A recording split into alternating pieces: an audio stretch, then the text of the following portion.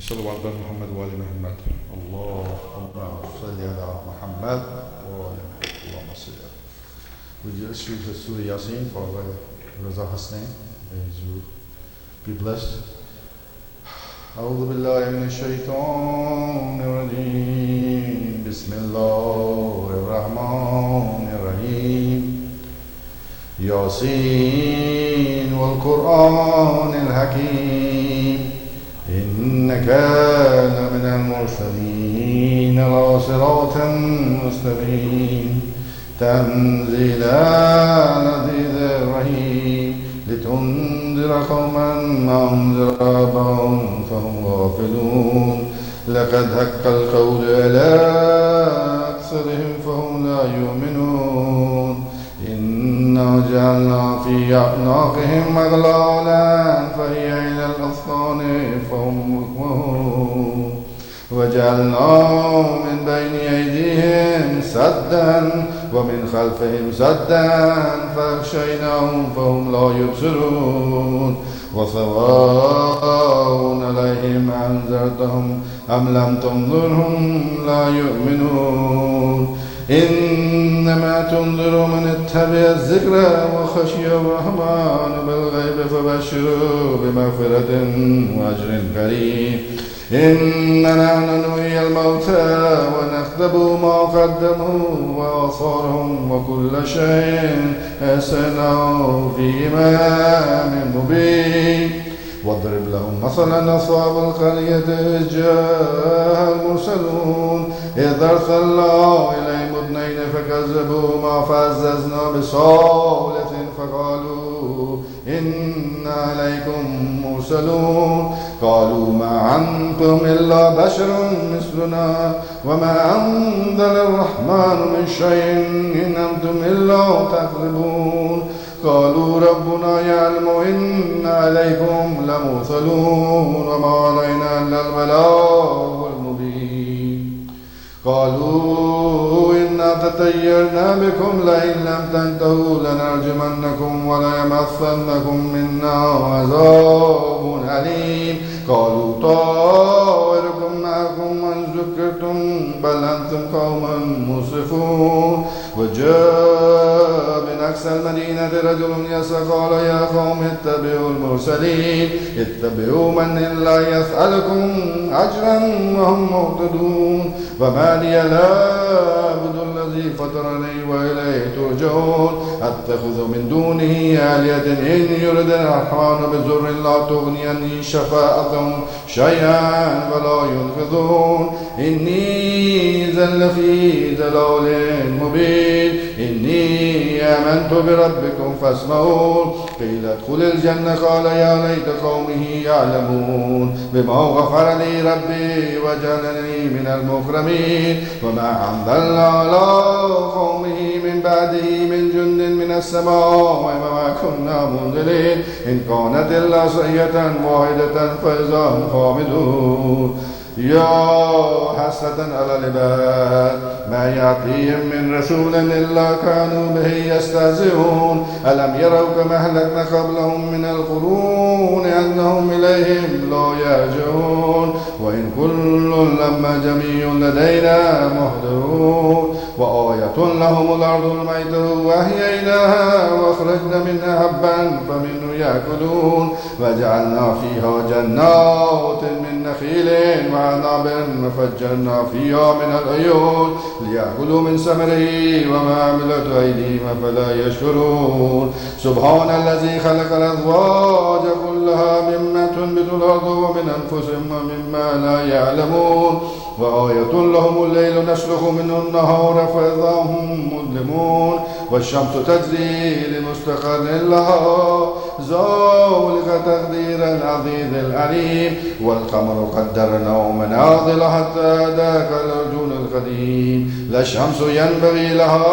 أن تدرك القمر والليل سابق النهار وكل في الفلك يسبحون وآية لهم أنا حملنا ذريتهم في الفلك المشحون وخلقنا لهم من مثله ما يركبون وإن نشاء نغرقهم فلا صريخ لهم ولا هم ينقذون إلا رحمة منا ومتاعا إلى حين وإذا قيل لهم اتقوا ما بين أيديكم وما خلفكم لعلكم ترحمون وما تأتيهم من آيات ربهم إلا كانوا عنها معرضين وإذا قيل لهم انفقوا مما رزقكم الله قال الذين كفروا للذين آمنوا ونطعم من الله يشاء الله وطمعوا إن أنتم إلا في ضلال مبين ويقولون متى هذا الوعد إن كنتم صادقين ما ينظرون إلا صيحة واحدة تأخذهم وهم يخصمون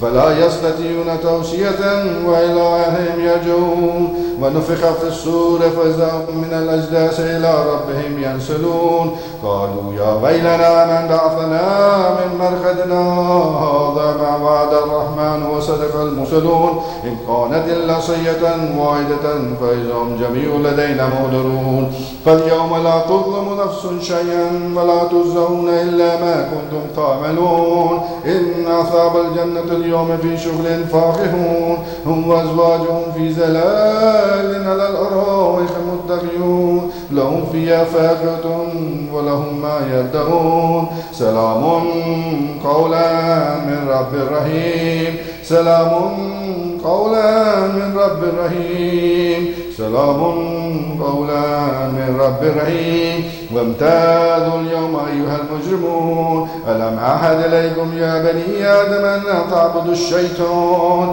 إنه لكم عدو مبين ونعبدوني هذا صراط مستقيم ولقد أضل منكم جبلا كثيرا أفلم تكونوا تعقلون هذه جهنم التي كنتم توعدون اصلوها اليوم بما كنتم تكفرون اليوم نختم على أفواههم وتكلمنا أيديهم وتشهد أرجلهم بما كانوا يكذبون ولو نشاء لطمسنا على أعينهم فاستبقوا الصراط فأنى يبصرون ولو نشاء لمسخناهم على مكانتهم فما استطاعوا مضيا ولا يرجعون ومن نعمره تنقصه في الخلق أفلا يعقلون وما علمناه الشعر ما ينبغي لها إن هو إلا ذكر وقرآن مبين لينذر من كان حيا ويحق القول على الكافرين أولم يروا أن خلقنا لهم مما عملت أيدينا أنعاما فهم لها مالكون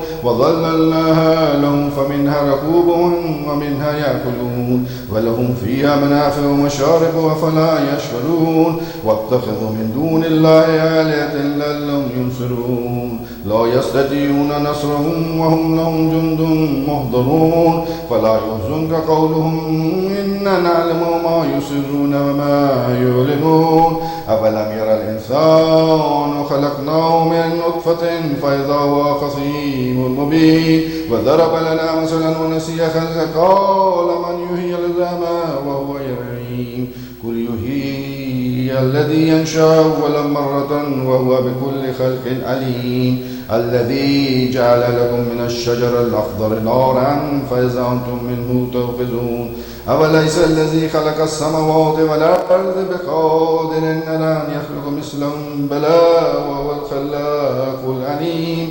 إنما أمره إذا أراد شيئا أن يقول له كن فيكون إنما أمره إذا أراد شيئا أن يقول له كن فيكون فسبحان الذي بيده ملكوت كل شيء وإليه ترجعون صدق الله العلي العظيم.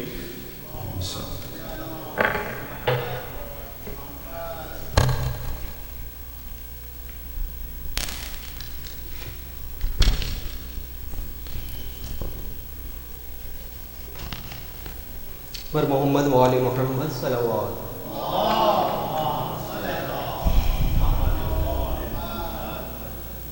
बिस्मिल्लाहिर्रहमानिर्रहीम روي عن جابر بن عبد الله الأنصاري عن فاطمة الزهراء عليها السلام بنت رسول الله.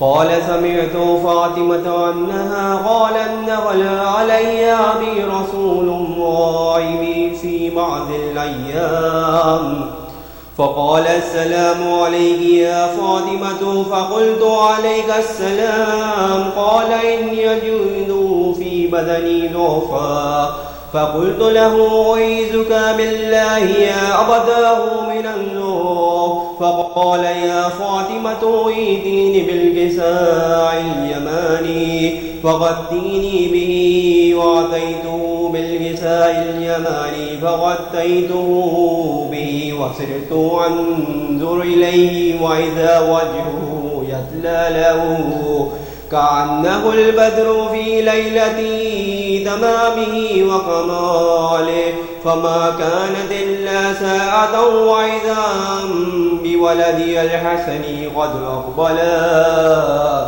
وقال السلام عليك يا أماه، فقلت عليك السلام يا قرة عيني وثمرة فؤادي. فقال يا أماه إني أشم عندك رائحة طيبة كأنها رائحة جد رسول الله. فقلت نعم إن جدك تحت الكساء.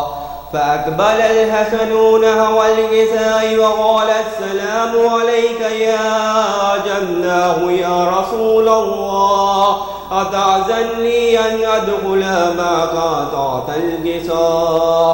قال وعليك السلام يا ولدي ويا صاحب حوزي، قد أذنت لك. فدخل معه تحت الكساء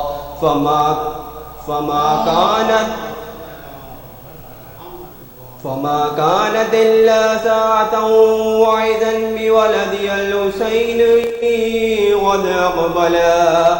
وقال السلام عليك يا أماه، فقلت وعليك السلام ويا ولدي ويا غرة عيني وثمرة فؤادي. فقال لي يا أماه إني أشم عندك رائحة طيبة كأنها رائحة جد رسول الله. فقلت نعم إن جدك وأخاك تحت الكساء. فدنا الحسين نحو الكساء وقال السلام عليك يا جداه، والسلام عليك يا من اختاره الله، أتعزنوني أن أدخل معكما تحت الكساء؟ فقال وعليك السلام يا ولدي ويا شافي أمتي، قد عزمت لك. فدخل معهما تحت الكساء. فأقبل عند ذلك أبو الحسن علي بن أبي طالب وقال السلام عليك يا بنت رسول الله. فقلت عليك السلام يا أبا الحسن ويا أمير المؤمنين. فقال يا فاطمة إني أشم عندك رائحة طيبة كأنه رائحة أخي وابن أمي رسول الله. فقلت نعم ها هو مع ولديك تحت الكساء. فأقبل علي نحو الكساء وقال السلام عليك يا رسول الله، أتعزنوني أن أكون معكم تحت الكساء؟ قال له وعليك السلام يا أخي ويا وسيي وخليفتي وصاحب لواي، قد أذنت لك. فدخل علي تحت الكساء ثم أتيت نحو الكساء فقلت والسلام عليك يا أبتاه يا رسول الله، أتعزنوني أن أكون معكم تحت الكساء؟ قال وعليك السلام له يا بنتي ويا بزنتي قد أذنت لك فدخلت تحت الكساء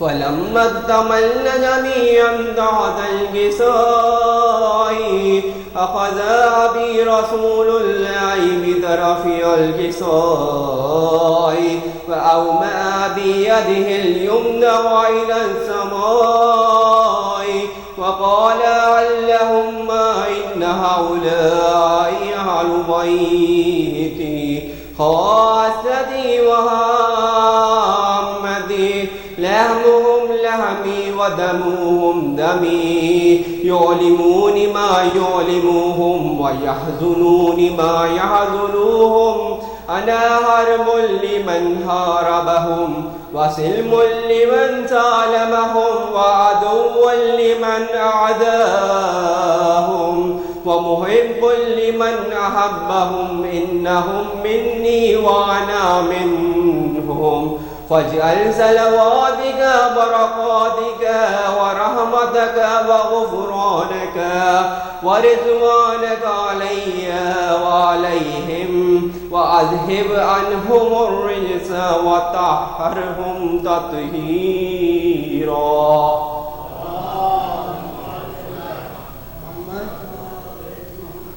فقال الله عز وجل يا ملائكتي ويا سكان سماواتي إني ما خلقت سمعا مبنية ولا أرضا مدنية ولا قمرا منيرا ولا شمسا مزية ولا فلكا يدور ولا بحرا يجري ولا فلكا يسري إلا في محبة هؤلاء الخمسة الذين هم تحت الكساء. فقال الأمين جبرائيل يا ربي ومن تحت الكساء؟ فقال عز وجل هم أهل بيت النبوة ومعدين الرسالة هم فاطمة وأبوها وبعلها وبنوها. فقال جبرائيل يا ربي أتعزنوني أن هبط إلى الأرض ليكون معهم سادسا؟ فقال الله نعم قد أذنت لك. فهبط الأمين جبرائيل وقال السلام عليك يا رسول الله. العلي الأعلى يقرأك السلام ويخصك بالتحية والإكرام ويقول لك وعزتي وجلالي إني ما خلقت سماء مبنية ولا أرضا مدنية ولا قمرا منيرا ولا شمسا مزية ولا فلكا يدور ولا بحرا يجري ولا فلكا يسري إلا لأجلكم ومحبتكم وقد أذن لي أن أدخل معكم فهل تعزنوا لي يا رسول الله؟ فقال رسول الله وعليك السلام يا أمين وحي الله إنه نعم قد أذنت لك. فدخل جبرائيل معنا تحت الكساء فقال لي أبي إن الله قد أوحى إليكم يقول إنما يريد الله ليذهب عنكم الرجس على البيت ويطهركم تطهيرا.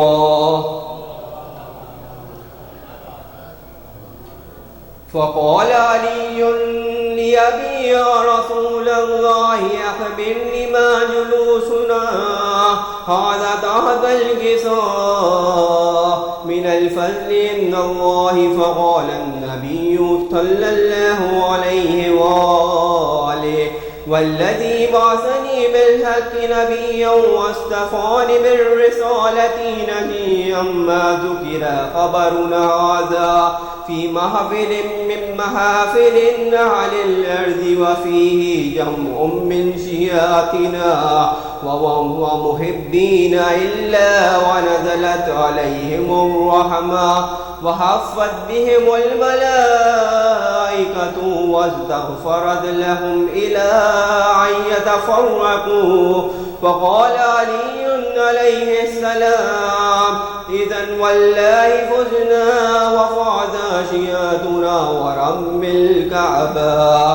فقال أبي رسول الله صلى الله عليه وآله: يا علي والذي بعثني بالحق نبيا واصطفاني بالرسالة نجيا ما ذكر خبرنا هذا في محفل من محافل أهل الأرض وفيه يوم من شيعتنا ومحبين وفيهم محموم إلا وفرج الله هما ولا مغلوب إلا وكشف الله غما ولا طالب حاجات إلا وقضى الله حاجاته. فقال علي عليه السلام: إذا والله فزنا وسعدنا وكذلك شيعتنا فعزوا وسعيدوا في الدنيا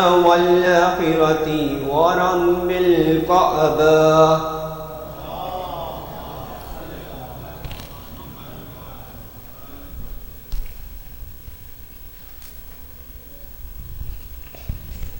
صلوات محمد وعلى محمد.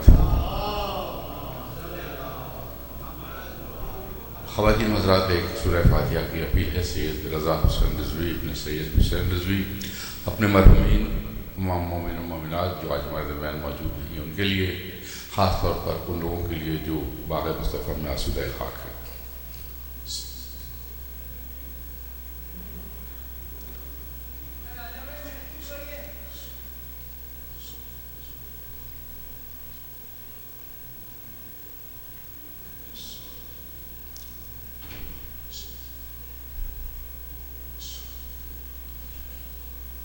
صلوات محمد علی محمد. داؤد نقوی سلام پیش ہے.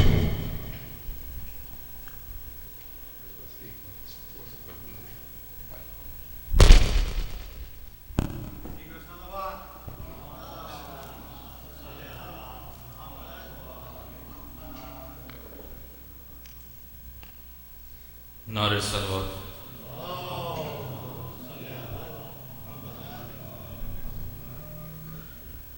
رنگی ہے خون سے کرب و بلا، دور دور تک رنگی ہے خون سے کرب و بلا،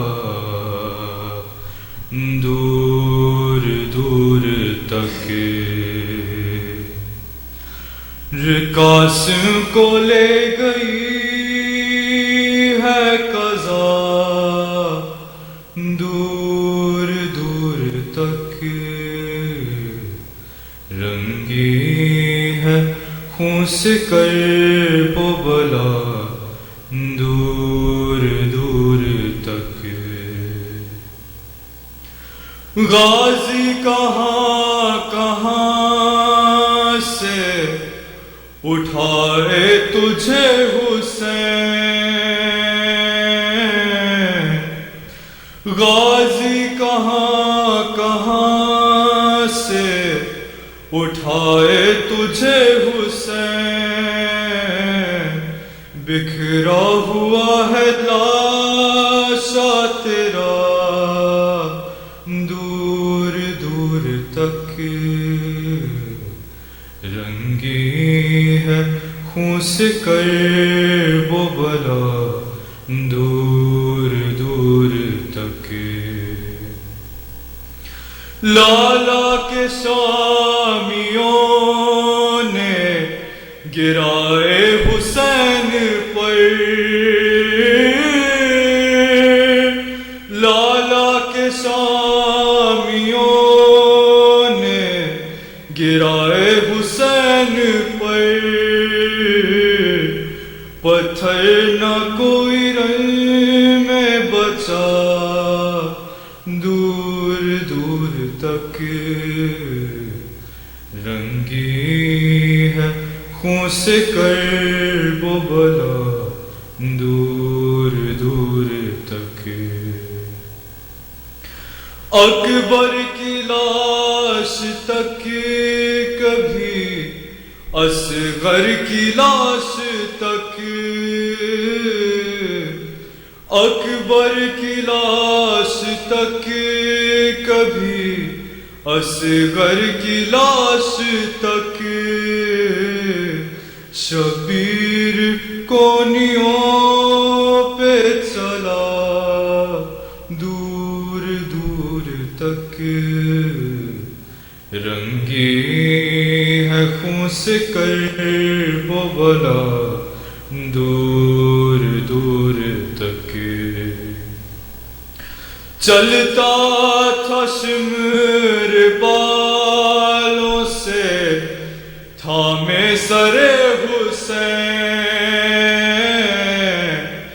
چلتا تھا شمر بالوں سے تھامے سر حسین گردن سے خون بہتا گیا دور دور تک رنگی ہے خون سے کرب و بلا دور دور تک بالوں سے پکڑ دوڑتے گھوڑوں کے ساتھ ساتھ بالوں سے پکڑ دوڑتے گھوڑوں کے ساتھ ساتھ معصومہ کو چلایا گیا دور دور تک رنگی ہے خون سے کرب و بلا دور دور تک مرحوم والے محمد صلی اللہ علیہ وسلم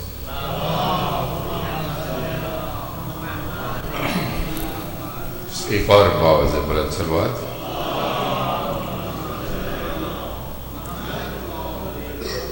شمبر اور عسکری صاحب قیام مرثیہ پیش کریں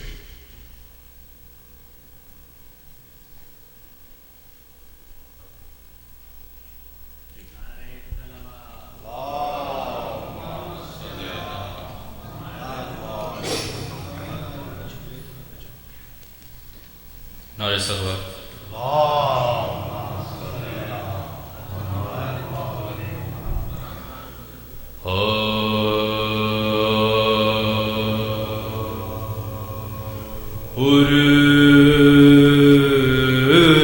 کو شبیر نے کیا رن کی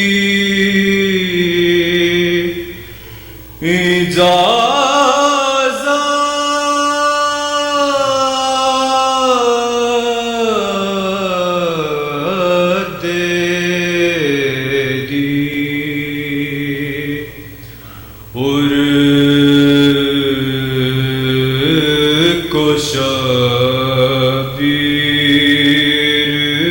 نے کیا رن کی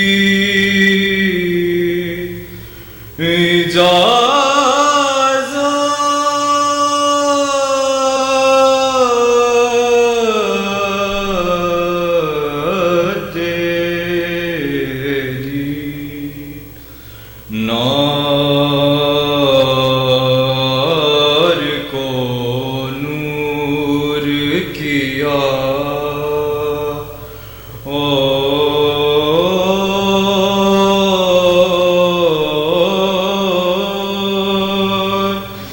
شہادت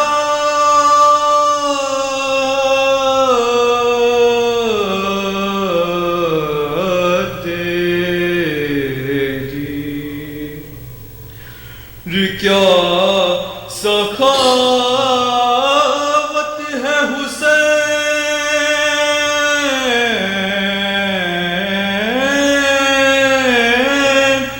ابن علی میں واللہ کیا سخاوت ہے حسین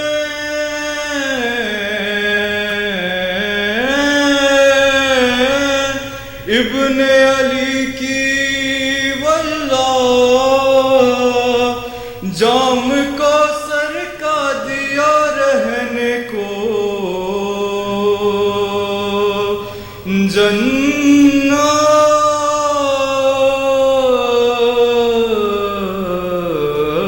تیری اور کو شبیر نے صلوات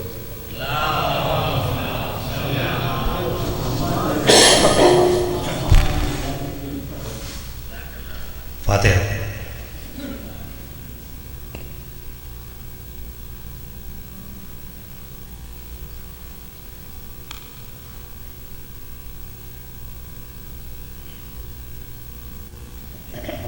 باقی کا سر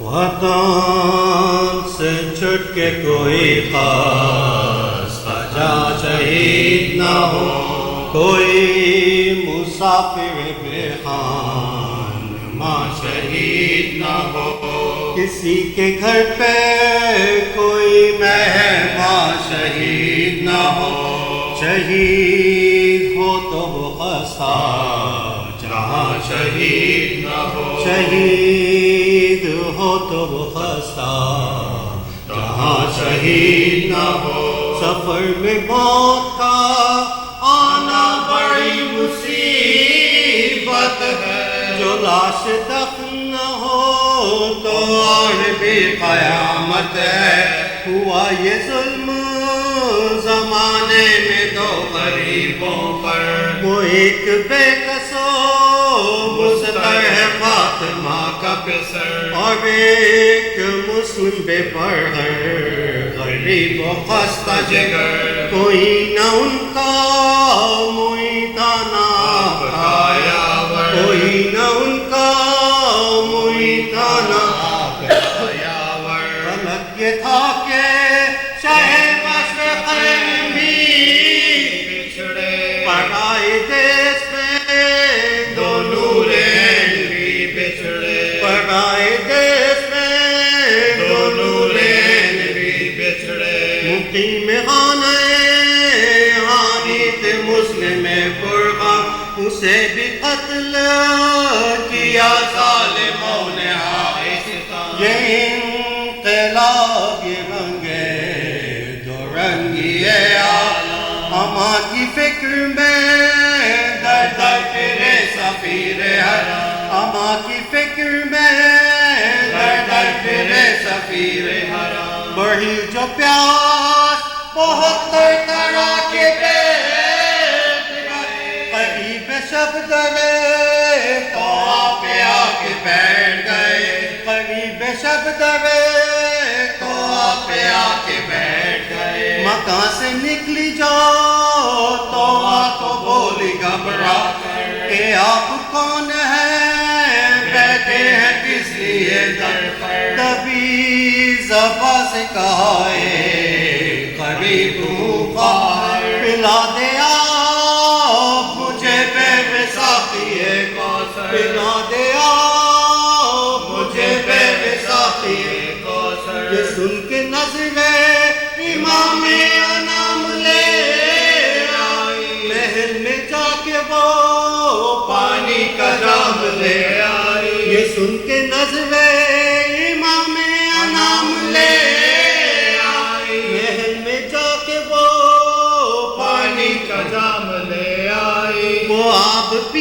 وہی اٹھے نہ جب تو اس نے کہا کہ پانی پی چکے اب گھر کو جاؤ بیر خدا اسیر کرنے کو مسلم کے پھرتے ہیں عیال فکر میں ہوں گے کہ رہ گئے کس جا عیال فکر میں ہوں گے کہ رہ گئے کس جا غضب ہے پھر جو غریبوں کے دل کو کل نہ پڑے تلاش میں کوئی بی بی کہیں نکل نہ پڑے تلاش میں کوئی بی بی کہیں نکل نہ پڑے یہ سن کے آہ بھری اور کہا بدی در کر نہ بیٹھتے تیرے در پہ کہیں جو کہاں آیا جنہیں فکر ہوگی اے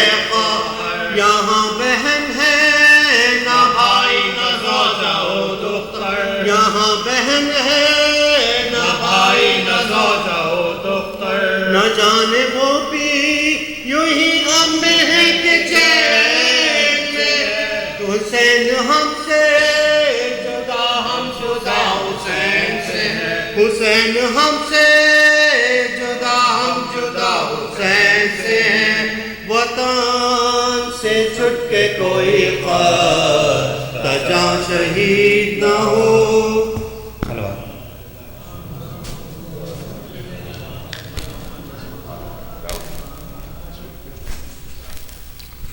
صلوات بر محمد والے محمد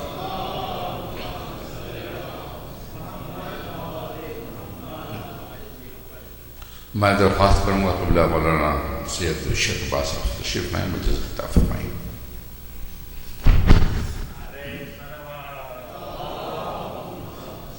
آپ لوگ ذرا اور آگے آ جائیں اس طرف تشریف لائیں آگے صلوات پڑھتے ہوئے زحمت کیجیے آگے تشریف لائیں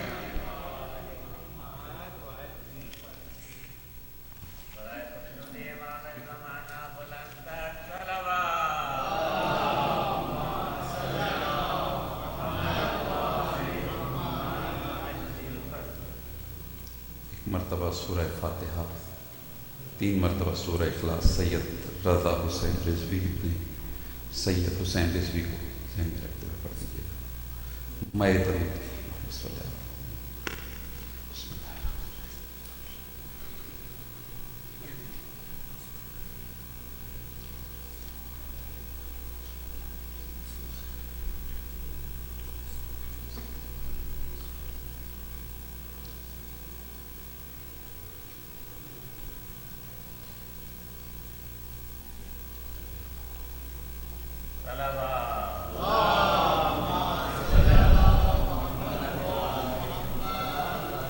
اعوذ باللہ من الشیطان الرجیم بسم اللہ الرحمن الرحیم الحمد للہ وکفی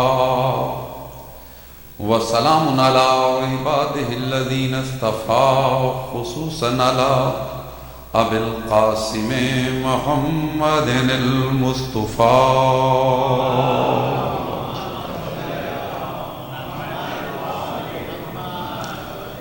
ثم الصلاة والسلام علی اہل بیتہ الطیبین الطاہرین الشرفاء الذین اذهب اللہ عنہم الرجس وطہرہم تطہیرا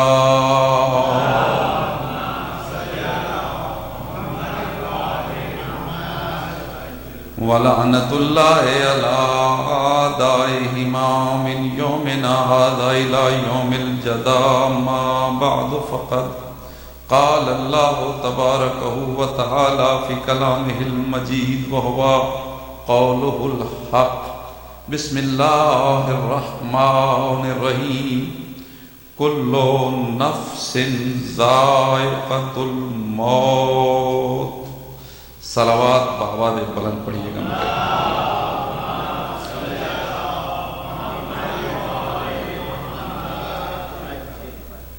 ایصال ثواب کی مجلس ہے، بلند درجات کی. تھوڑی گفتگو اسی حوالے سے کرتے ہوئے انشاءاللہ مولا کی مدد سے 2-4 جملے ٹکوٹے ہدیتاً تحفتاً آپ کی بارگاہ میں اور مولا کی حضور پیش کرتے ہوئے خواہش ہے کہ شبر بھائی نے جہاں سے مرثیہ پڑھا وہاں تک ملک ہو جاؤں. اس سے زیادہ زحمت نہیں، تھوڑی سی بات ہے. یہ ایک لفظ ہے موت، اور اس کے لیے قرآن نے کہا ہے کہ ہر نفس کو موت آنا.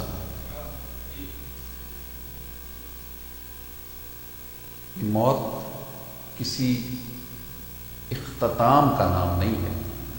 یہ بالکل ایسا نہیں ہے کہ سب کچھ ہی ختم ہو گیا. یہ ایتھیسٹ کی سوچ ہو سکتی ہے، ایک مسلم کی سوچ نہیں ہو سکتی. بلکہ اس سے بھی بڑھ کے کہوں، جہاں مذہب ہے نا، جہاں مذہب ہے، چاہے وہ کوئی بھی مذہب ہو، وہ بہرحال موت کے بعد کسی نہ کسی زندگی کا قائل ہے.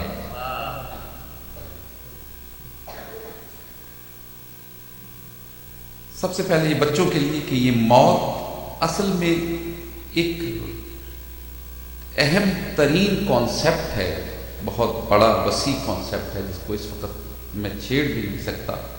وہ ہے روح کا کانسیپٹ. جو سب سے اولین خلق ہوئی ہے وہ روح ہوئی ہے ہماری. ہم اس دنیا میں بعد میں، روح پہلے ہے. پھر اسے ایک لباس دیا گیا، کپڑے پہنائے گئے، جس کا نام ہم نے جسم رکھا. اس لباس میں ہم یہاں آ گئے اور ہم سمجھنے لگے کہ شاید یہ لباس ہی ہم ہیں، اور یہ ہم بیچ میں پیدا ہو گیا، میں پیدا ہو گئی بیچ میں.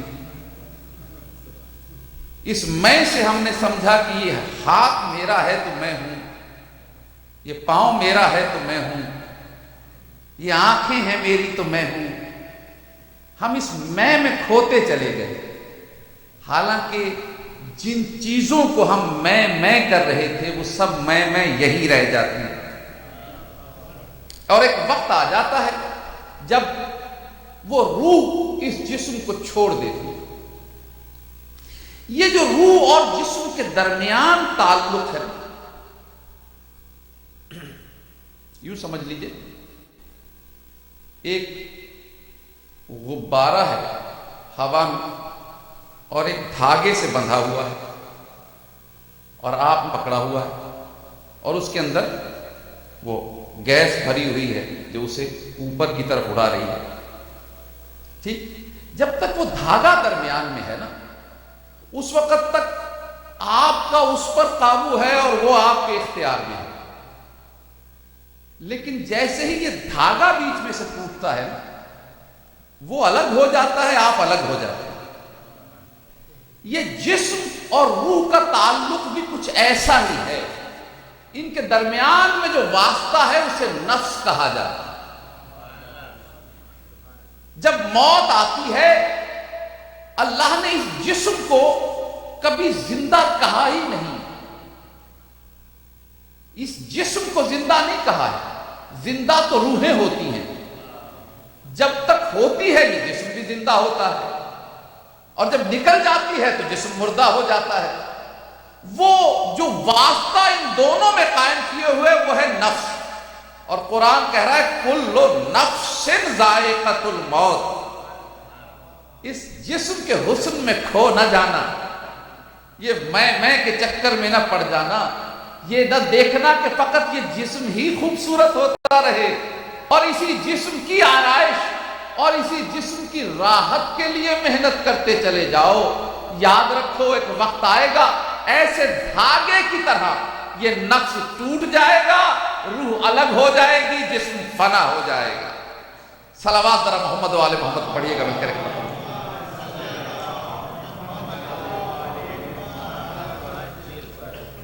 جسم ہمیشہ سے فنا کی شے ہے. جیسے لباس اتار دیا تو وہ پڑا ہے، اب وہ آپ کا حصہ نہیں ہے لیکن جب تک پہنا ہوا حصہ ہے. اسی طرح یہ جسم جس دن مٹی میں مل گیا سب ختم ہو گیا. ابھی پرسوں ہم اپنے ایک بزرگ کو شبر بھائی رضا بھائی ان لوگوں نے رضا حسین رضوی صاحب قبلہ کو لے جا کے عزت و احترام کے ساتھ منو مٹی تلے دفنا دیا. لیکن یاد رکھیے گا اس کے باوجود ایک رشتہ ہے جو قائم ہے.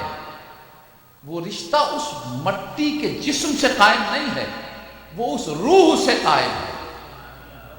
اس لیے کہ وہ روح کل بھی زندہ تھی, وہ روح آج بھی زندہ ہے. فرق اتنا سا ہے کہ وہ روح اب ہمارے درمیان دکھائی نہیں دے رہی ہے, کیونکہ روح تو ہم پہلے بھی نہیں دیکھ رہے تھے. دیکھ تو ہم صرف لباس رہے تھے, دیکھ تو ہم صرف جسم رہے تھے. قبلہ یہی تو فرق ہے. ہمارا جسم الگ ہے, ہماری روح الگ ہے. ایک جملہ زبان تک آ گیا, دل چاہتا ہے کہوں. ہمارا جسم الگ ہے, ہماری روح الگ ہے. جسم فنا ہو جاتا ہے, روح باقی رہتی ہے. جسم ہمارے ساتھ وابستہ ضرور ہے لیکن ہمیں نظر آتا ہے. سایہ روح کا نہیں ہوتا, جسم کا ہوتا ہے. توجہ چاہ رہا ہوں آپ حضرات, یہ سایہ کس کا ہوتا ہے؟ جسم کا. کبھی کسی نے روح کا بھی سایہ دیکھا؟ روح کا کوئی سایہ نہیں. یہ ایسے ہی سایہ کہہ دیتے ہیں. یہ روح کا کوئی سایہ ہوتا ہے جسم کا. میں بڑی توجہ چاہتا ہوں. جسم ہے مانند لباس, اس کا ہوتا ہے سایہ. کیوں؟ مادہ جو ہے, میٹیریل جو ہے, اس کا سایہ ہوتا ہے. لیکن کیسا نفیس و لطیف تھا وہ جسم, جس کا دنیا میں کوئی سایہ ہی نہیں تھا.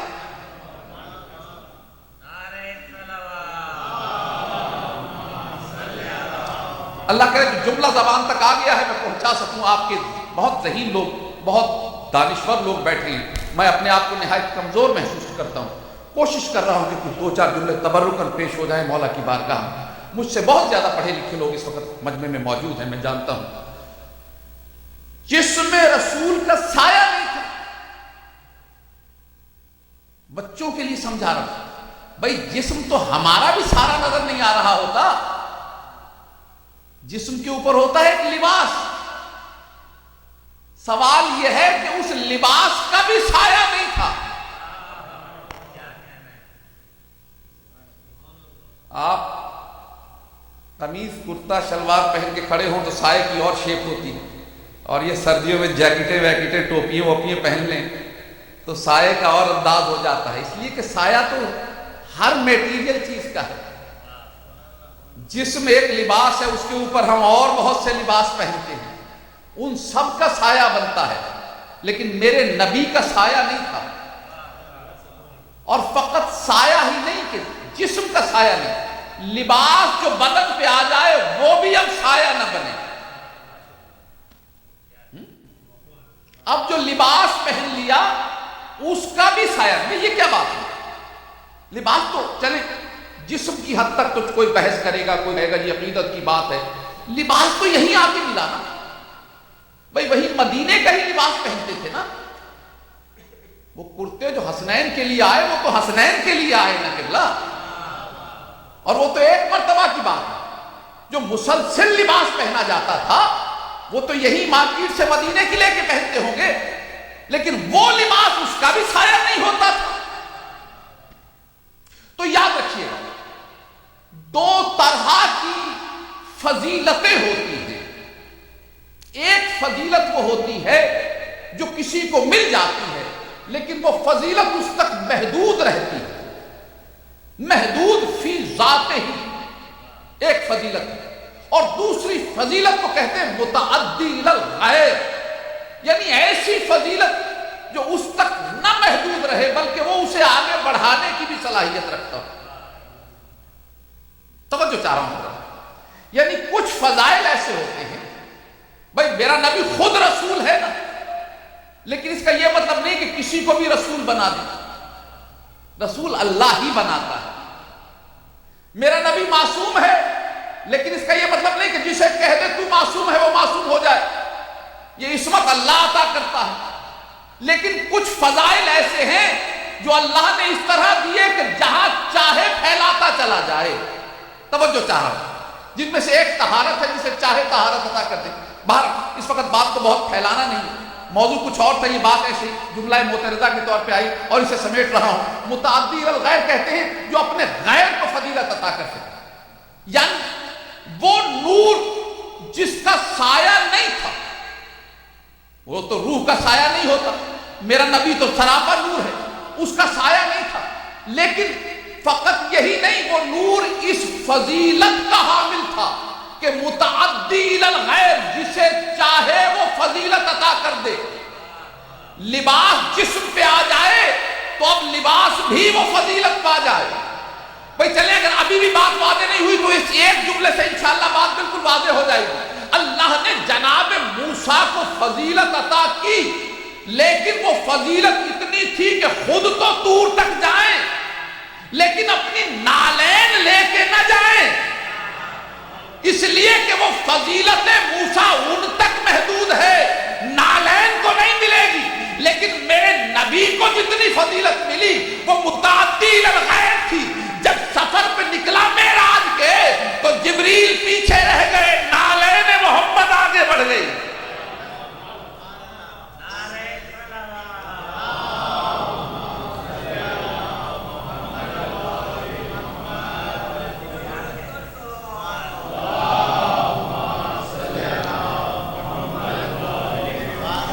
تو قبلہ نفس کو موت، یہ موت ہے کہ میں بچوں کو سمجھانے کے لیے یوں کہا کرتا ہوں کہ یوں سمجھ لیں کہ ایک شیشے کے گلاس میں آپ نے کوئی گرم مشروب ڈالا یا ٹھنڈا مشروب ڈالا اور کسی وجہ سے وہ اسے برداشت نہ کر سکے اور اس نے چٹکنا شروع کیا. آپ سمجھدار تھے، آپ سمجھ گئے کہ اب یہ مزید اس لیکوڈ کو، اس شربت کو برداشت نہیں کر سکے گا، اس ڈرنک کو برداشت نہیں کر سکے. آپ نے فوراً اس سے کسی اور برتن میں، کسی اور ظرف میں پلٹ دیا تاکہ مشروب اس برتن کی وجہ سے ضائع نہ ہو جائے. اسی طرح موت کا ایک نام ہے انتقال، جسے ہمارے یہاں کہا جاتا ہے. یعنی ایک وقت تک اس جسم میں روح نے رہنا ہے، اس کے بعد روح کا اس جسم سے رابطہ ختم اور اس روح کو ایک اور جسم میں منتقل کر دیا تھا، جسے روح مثالی کہتے ہیں. بہرحال اس وقت اس میں بحث ہے. یہ جو روح کا ایک جسم سے دوسرے جسم میں منتقل ہونا ہے، اس کا نام انتقال ہے. ہمارے لیے جو یہ جسم ہے یہ دکھائی دینے والا ہے، وہ جسم دکھائی نہیں دیتا. بچے حیران ہو رہے ہیں کہ یہ کیسی باتیں کر رہے ہیں، جسم دکھائی بھی دیتا ہے جسم نہیں. بھئی رات کو خواب میں پوری دنیا گھومتے ہیں آپ، پتہ نہیں کس کس سے ملاقات ہوتی ہے، اسے آپ نہیں دکھائی دیتے. کسی اور کو وہ جسم دکھائی نہیں دیتا جو سیریں کرتا پھر رہا ہوتا ہے. کیوں؟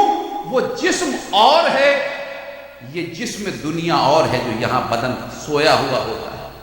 اسی طرح اللہ ایک اور جسم عطا کر دیتا ہے جو اس دنیا کے لیے ہے، روح برزخی، جس میں برزخی بھی کہتے ہیں اسے. تو جب کوئی ہم سے جدا ہو جاتا ہے نا، تو اس کا یہ مطلب نہیں ہے کہ ایک لمحے کے لیے بھی یہ سمجھے کہ اب ہمارا رابطہ ختم ہو گیا یا ہمارا تعلق ختم ہو گیا. ہمارا تعلق ختم نہیں ہوا.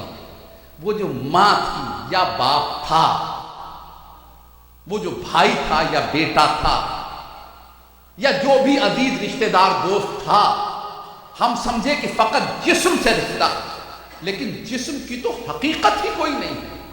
اصل رشتہ تو روحوں سے ہوتا ہے. تو روح تو نہ کل مردہ تھی نہ آج مردہ ہے.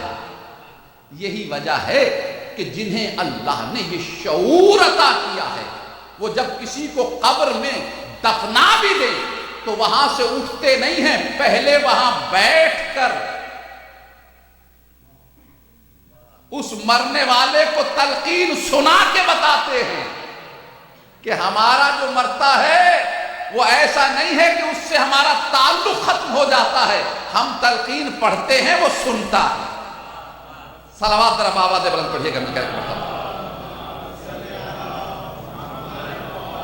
پھر اس کے بعد میں نے بچوں کے لیے کچھ جملے کہنا ہے، بزرگوں کی تو میری ہمت ہی نہیں ہے، ماشاءاللہ اتنے پڑھے لکھے سمجھدار اور علمی لوگ بیٹھے ہوئے ہیں، آپ کو سبق سنا رہا ہوں، بچوں کے لیے باتیں کر رہا ہوں کہ یہ جو چلا گیا یاد رکھیے، ہمارے ہاں اس بات کی اجازت نہیں ہے، معصوم کا بڑے سختی سے حکم ہے، چونکہ ایک والد کے بلندی درجات کے لیے مجلس کروائی ہے بچوں نے، اس حوالے سے کہوں کہ والدین کے لیے آپ کے ایک نہیں مسلسل 2 اماموں کا قول، امام محمد باقر علیہ السلام اور امام جعفر صادق علیہ السلام،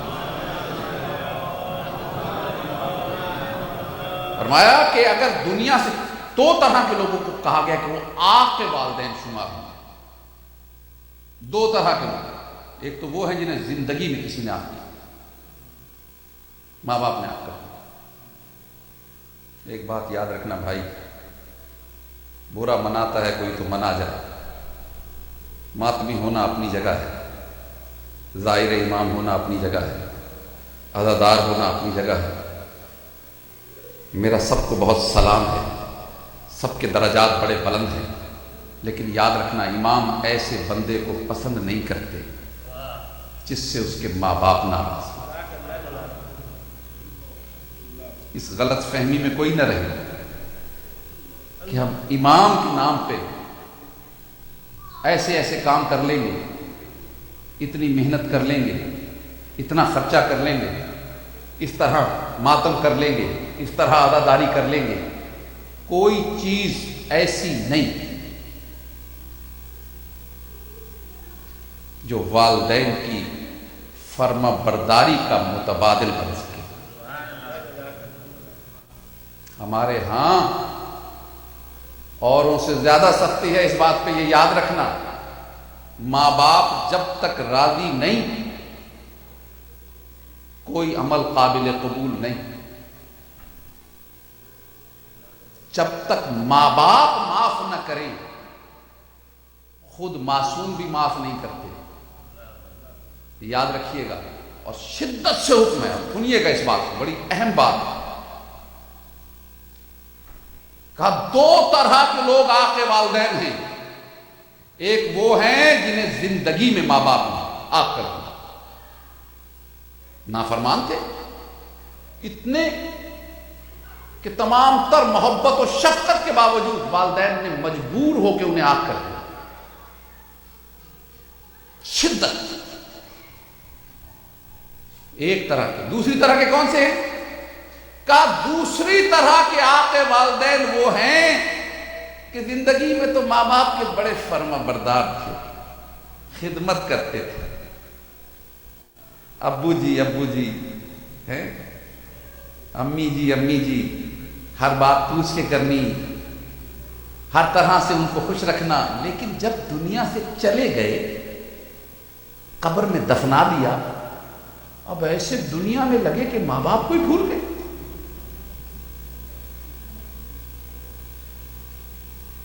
کہا ادھر بھول جانے والوں کو اللہ ماں باپ نے آق نہیں کیا،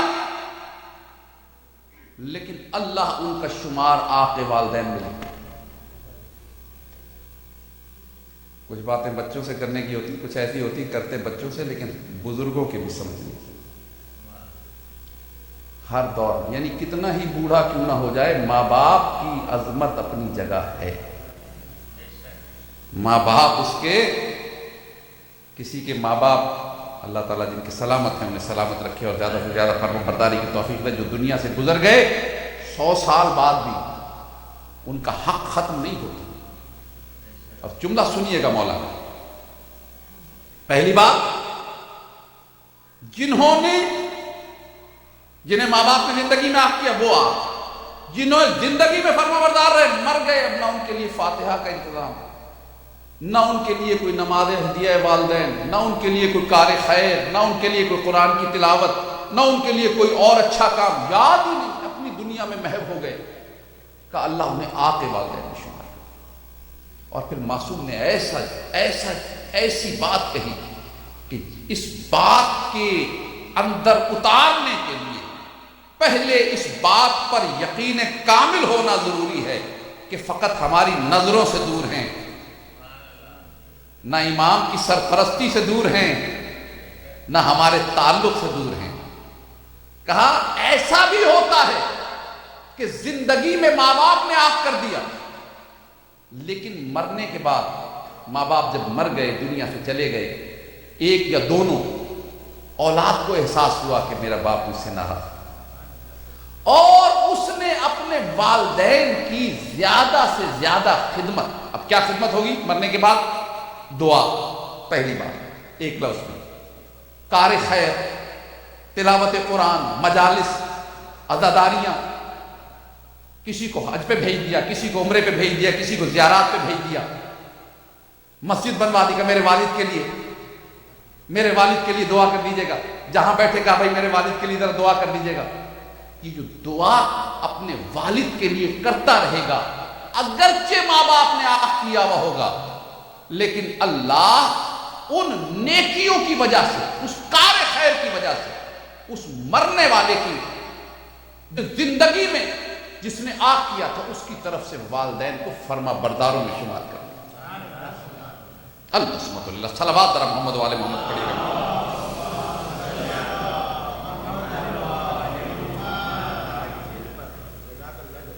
تو یہ سوئم کی مجلس ہے۔ ایک جملہ ذرا سا اور کہہ کے میں چاہ رہا تھا ایک بات کرنا، اللہ کرے وہاں تک پہنچ جاؤں اور وہ بات کر سکوں۔ میت یہ جو جسم ہے، میں نے ابھی مثال دی ٹوٹتے ہوئے کپ، ایک گلاس کی، شیشے کا برتن جو ٹوٹ رہا ہے، آپ نے فوراً اس میں سے مشروب منتقل کیا، برتن فریجائل ہے، اس کی کیفیت یہ ہے کہ وہ بس اب ٹوٹا کہ اب ٹوٹا۔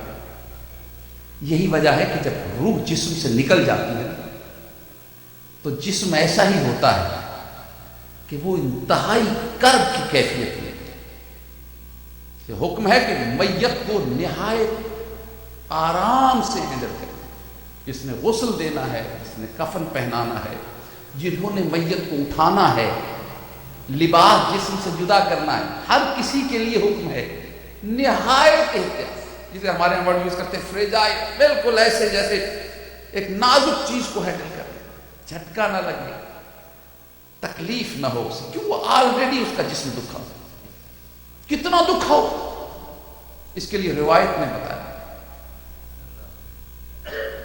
روایت میں کہ حدیث قدسی یعنی اللہ کا فرمان، حدیث قدسی اللہ کے وہ فرامین ہیں جو قرآن میں نہیں ہیں لیکن اس کے علاوہ بیان کیے گئے، انہیں قرآن میں درج نہیں کروایا، رسول خدا نے علیحدہ سے بیان کر دیا۔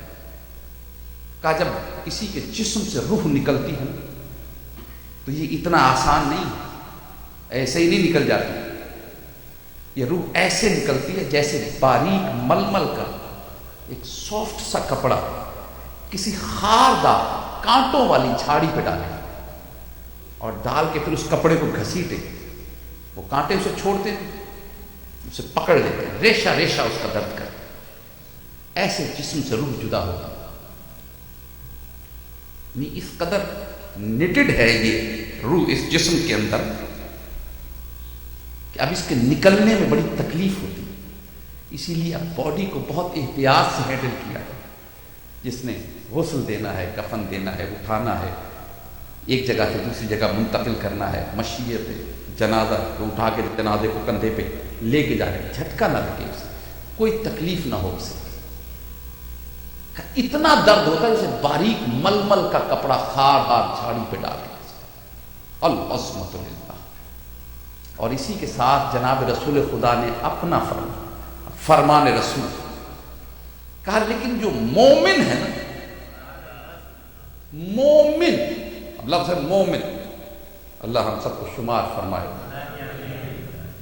امام زمان علیہ السلام ہمیں اس فہرست میں شامل کر، کہا مومن کی روح نہایت آسان، جسم سے ایسے نکلتی ہے جیسے پھول میں سے خوشبو نکلتی ہے۔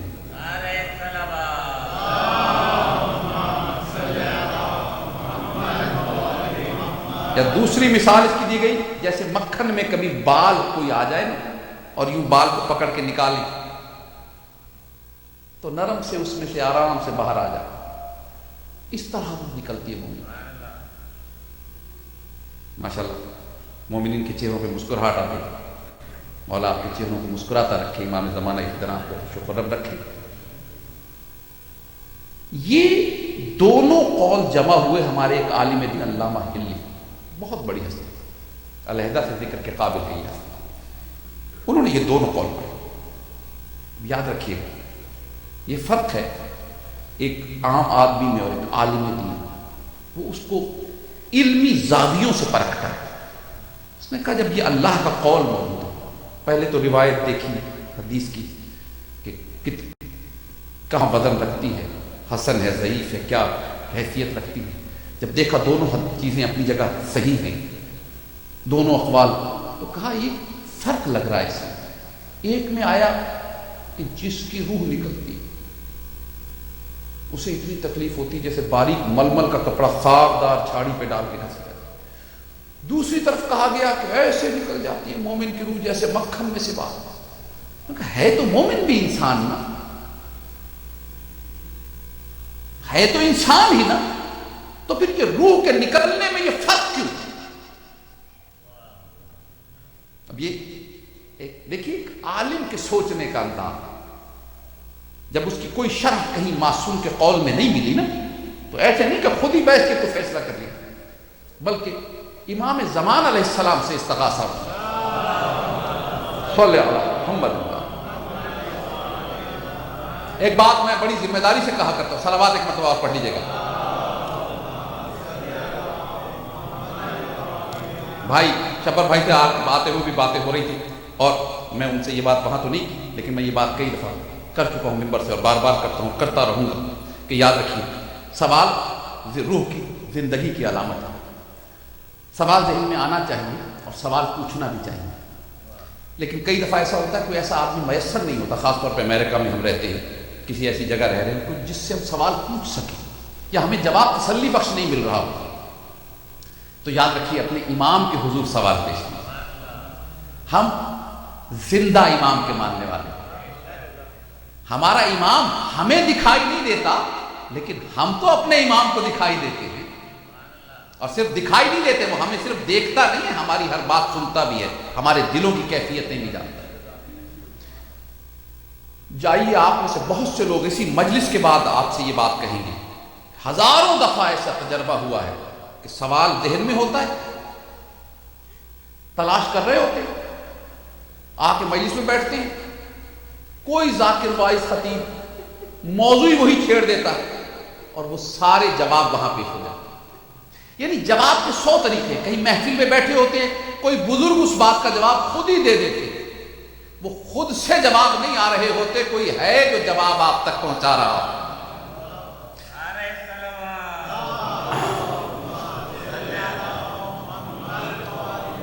امام زمان علیہ السلام سے استغاثہ برت کی، نماز پڑھی امام زمان علیہ السلام کی 2 رکعت، سو گئے عالم رویا میں. یاد رکھیے گا ظاہر میں نہیں، عالم رویا میں، خواب میں امام کی، اور امام سے یہ سوال پیش کیا.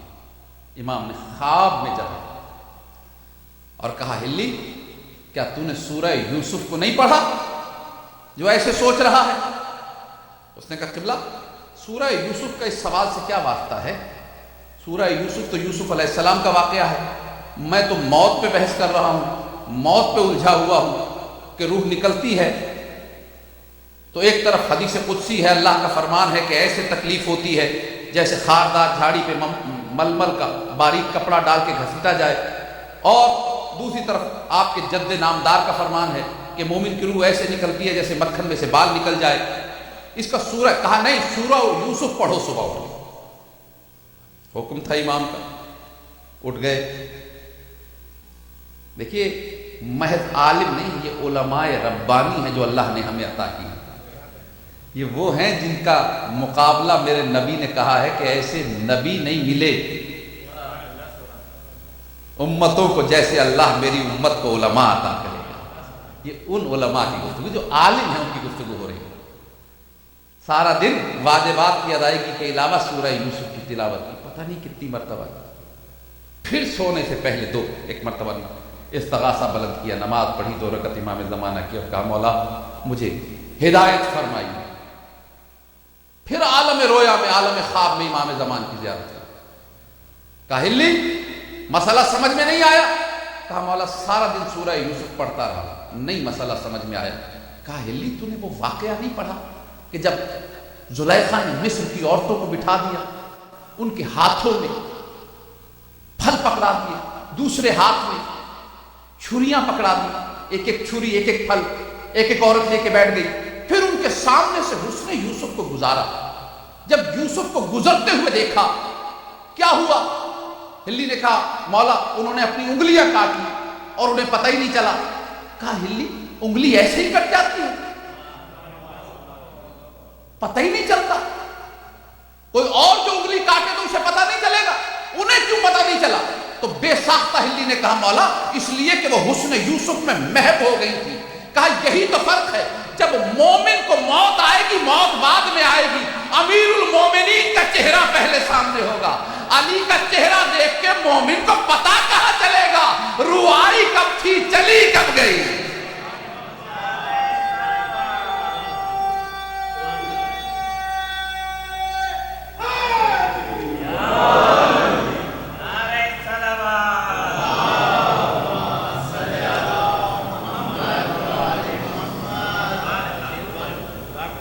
بہت تیزی سے آگے گزر گیا، یہ یاد رکھیے. اور ایک چھوٹی سی بات بس جو بیان کرنا تھا وہ چھوڑا، بس ایک چھوٹا سا جملہ سنیے اور میں مصائب تک پہنچ جاؤں. یہ ایک سوال بچے خاص طور پہ کرتے ہیں کہ چلیے قرآن پڑھنا تو ایک بات سمجھ میں آتی ہے، روحانی بات ہے، مجلس ایک روحانی چیز ہے، کسی کو فائدہ پہنچانا، صدقات خیرات یہ بھی ایک روحانیات ہے. اس میں یہ کہاں کی روحانیت ہے کہ کہتے ہیں فاتحہ دلاؤ اور ساتھ ہی کسی کی آواز آتی ہے مرحوم کو پلاؤ بڑا پسند تھا. کوئی کہتا ہے مرحوم کو قورمہ بڑا پسند تھا. قورمہ رکھا ہوا ہے، پلاؤ رکھا ہوا ہے، نام مرحوم کا لیے جا رہے، کھا خود رہے. بچے سوال کرتے ہیں کہ یہ کیا مسئلہ ہے؟ بات تو صحیح ہے بھئی، مرنے والے کا بھی اس دنیا کے کھانے سے تو کوئی تعلق نہیں رہا، لیکن ہمارے ہاں یہ مسلسل دستور ایسے بے وجہ نہیں. جہاں عقل ہوتی ہے وہیں شیعت ہوتی ہے، یاد رکھیے گا.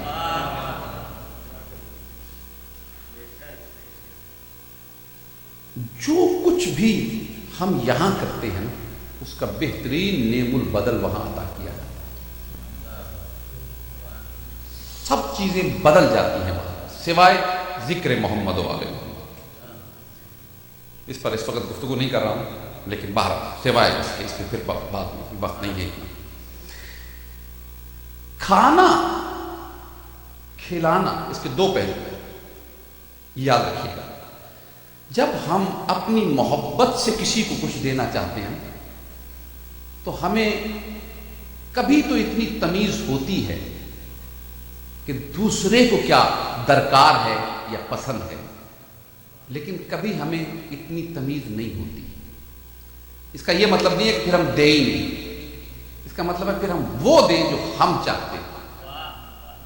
اور ویسے بھی حکم بھی یہی ہے کہ جب دینے لگو تو وہ دو جو تم چاہتے ہو.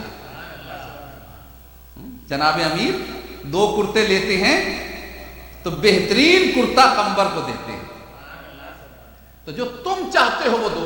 اچھا وقت نہیں ہے کہ بہت تفصیل میں جاؤں، جلدی سے سن لیجئے. کھانا سامنے رکھا، ہم نے فاتحہ پڑھی، ہم نے کہا یہ کھانا ہم مرحوم کے نام پہ دیں. بھئی کھانا تو وہی رکھا ہے. پہلی بات یہ سمجھنے کی ہے جو میں نے شروع سے گفتگو شروع کی کہ روح منتقل ہو گئی. کہاں گئی؟ اس دار فنا سے عالم بقا میں چلی گئی. اس ملک عدم سے ملک بقا کی طرف چلی گئی. 2 ممالک ہیں، 2 علیحدہ کنٹریز ہیں.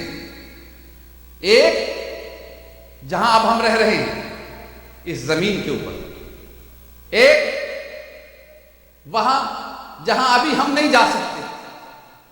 لیکن ہمارے مرنے والے چلے جاتے ہیں، اور جسے جانے کا شوق ہو اسے بھی مرنا پڑتا ہے، ویسے کوئی نہیں جا سکتا ہم میں سے۔ اب ہم چاہتے ہیں وہاں کچھ بھیجیں، تو قبلہ یہ تو دنیا کا دستور ہے، آج ہم یہ بات سیکھ چکے ہیں کہ ہم یہاں بیٹھ کر جہاں نہیں بھی جا سکتے، کتنے ہی لوگ یہاں پہ ہیں، ابھی کچھ عرصے پہلے تک میرا اپنا سٹیٹس یہی تھا کہ ہم پاکستان نہیں جا سکتے، لیکن وہاں رہنے والوں کو کچھ نہ کچھ بھیج تو سکتے تھے نا۔ نہ جانا اور بات ہے، نہ بھیجنا اور بات ہے۔ نہیں جا سکتے، ہمارے پاس ابھی سٹیٹس نہیں ہے، وہاں نہیں جا سکتے، لیکن ہم بھیجنا چاہتے ہیں۔ تو کہا کیا بھیجنا ہے صاحب؟ ہم نے کہا بھائی کچھ رقم بھیجنا چاہ رہے ہیں اپنے عزیزوں کو، تاکہ ان کے کچھ کام آئے، صلہ رحمی ہو جائے، عزیز ہیں، دوست ہیں، کسی کے والدین ہیں، کسی کے بھائی ہیں، بہن ہیں، کوئی بھی عزیز دوست ہیں جن تک پہنچانا ہے، کوئی کہیں کچھ بھیجنا چاہتے ہیں، تحفہ ہدیہ، کیسے بھیجیں؟ میں نے کہا بھائی دیکھو ایک بات کا خیال رکھنا، میں نے ایک صاحب کے ہاتھ بھجوائے تھے، انہوں نے واپسی میں مجھ سے کہا گم ہو گئے۔ یہ تو بڑی دقت کی بات ہے، کیا کریں؟ انہوں نے کہا بھائی بھیجو ضرور لیکن دھیان سے بھیجو۔ ہم نے کہا بھائی یہ دھیان کیا چیز ہوتی ہے؟ تو کسی سمجھدار آدمی نے کہا دیکھو بھائی دو تین چیزوں کا خیال رکھنا۔ ایک تو یہ ہے کہ کسی ایسے کو دو جو واقعی آنے جانے کے قابل ہو، ایسا نہ ہو کہ اس کی اپنی امیگریشن سٹیٹس کچھ نہ ہو۔ دوسری بات، ایسے کو دو جس کی ریپیوٹ بہت اچھی ہو، کسی سے پوچھ لینا کہ قابل اعتبار بھی ہے یا نہیں۔ تیسری بات یہ بھی دیکھ لینا کہ چارجز کے نام پہ آدھے پیسے خود ہی نہ رکھے، یہ بھی تو مسئلہ ہے نا صاحب۔ ان کا بھائی $1000 پہنچائیں گے، 500 خود رکھیں گے، یہ بھی دقت ہے۔ اب کیا کریں؟ ہم نے کہا بھائی وہ جو ہمارے ہاں ہے نا وہاں پر عزیز سادہ سے آدمی ہیں، ان تک ڈالر بھی ہم چاہتے ہیں نہ پہنچے، ان تک وہیں کی کرنسی پہنچ جائے۔ انہوں نے کہا پھر اس کے لیے سہارا لے لو کسی ریپیوٹیڈ بینک کا، یہاں سے دو بینک کو، وہ وہاں پہنچا دے گا۔ ایسا بینک ڈھونڈ لو جس کی یہاں بھی برانچ ہو وہاں بھی ہو۔ یعنی 3 باتیں طے ہوئی۔ پہلی بات ریپیوٹیڈ ہونا چاہیے، اس کی ریپوٹیشن خراب نہیں ہونی چاہیے، یعنی لوگوں سے بھی تو پوچھیں کہ کیا کر رہے ہیں۔ دوسری بات، یہاں اور وہاں سے ان کا تعلق دونوں جگہ قائم ہے۔ تیسری بات یہ بھی دیکھ لو کہ کتنے چارجز لے رہے ہیں۔ تو ہم نے کھانا بنایا، ہمیں یہی سمجھ تھی یہی کر سکتے تھے، وہاں کے کھانے تو ہم بنا نہیں سکتے، یہیں کا کھانا بنا سکتے تھے، بنا لیا۔ اب ہم نے کہا اب کیا کریں؟ ہم نے کہا کوئی ویل ریپیوٹیڈ ایسا جس کا یہاں اور وہاں دونوں جگہ لنک ہو۔ انہوں نے کہا بھائی ایک گھرانہ ملا کائنات میں ہمیں فقط، انہوں نے کہا یہ واحد گھرانہ ہے اور عجیب گھرانہ ہے، جن کے بچوں کے کپڑے وہاں سے سل کے یہاں آتے ہیں، ایسا تعلق ہے ان کا۔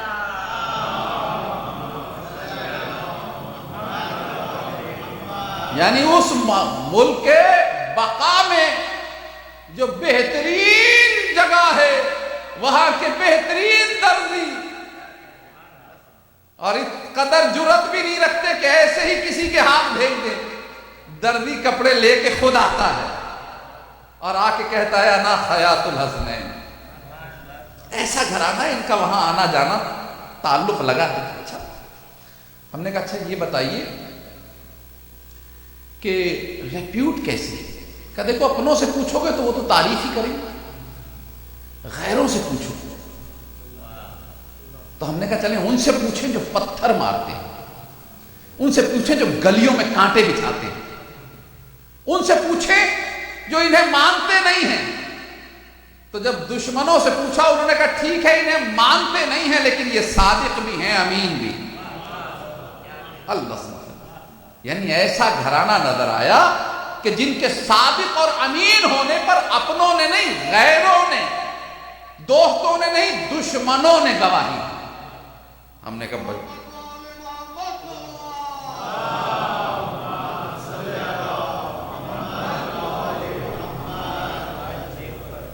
بہت بڑا گھرانہ مل گیا جناب، کیا بات ہے۔ ہیں، اتنا زبردست بینک، ایسا زبردست سسٹم، اتنے بڑے لوگ جو یہاں رہیں، کپڑے وہاں سے آئیں، اور دردی خود لیے ہوئے آ رہا ہے، اور دیر بھی نہیں کر سکتا، اگر کہہ دیا ہے صبح تو پھر صبح ہی آئے گا۔ اس قدر، اور ریپیوٹ ایسی کہ دشمن بھی ان کے خلاف بات نہیں کر سکتا۔ یعنی قبلہ اظہر حسن ظہری صاحب کا خوبصورت جملہ ہے، ان سے بہتر، خطیب آل محمد سے بہتر اس بات کو کوئی سمجھا ہی نہیں سکتا۔ انہوں نے کہا واحد گھرانہ ہے جس کی طرف لوگوں نے تیر اٹھائے، تلوار اٹھائے، نیزے اٹھائے، لیکن کسی کی جرت نہیں ہوئی کہ انگلی اٹھائے۔ اللہ سمجھتا، ایسا گھرانہ۔ اب فکر یہ لگی کہ بھئی اتنا بڑا بینک ہے، اتنا بڑا ریپیوٹڈ گھرانہ ہے، ان کے سپرد کریں کہ بھئی ہمارے مرنے والے تک پہنچاؤ، اللہ جانے چارجز میں کیا مانگ لیں۔ ہم نے دروازے پہ جا کے دستک دی، ہم نے کہا قبلہ ہمیں بتائیے، ہم اپنے مرنے والے تک کچھ بھیجنا چاہتے ہیں، چارجز کیا لگیں گے؟ انہوں نے کہا گھبراؤ نہیں، ایک مرتبہ ہم پہ درود بھیج دو، یہی چارج ہے۔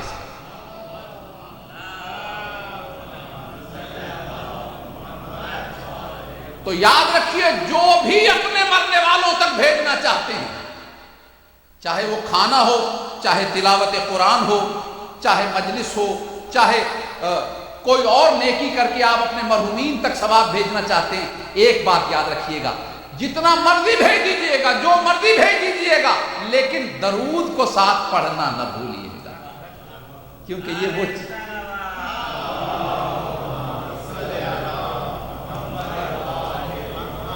اب اس گھرانے کی کریمی کی ایک اور بلندی بتاؤں، ایسے کریم ہیں کہ جب کوئی درود بھیج کر کچھ ان کے حوالے کرتا ہے کہ یہ ہمارے مرنے والے تک پہنچا دو، ان کی کریمی یہ ہے کہ جو لے کے آئے ہو یہ تم رکھ لو، اس سے بہتر وہاں پہنچا دیا جائے گا۔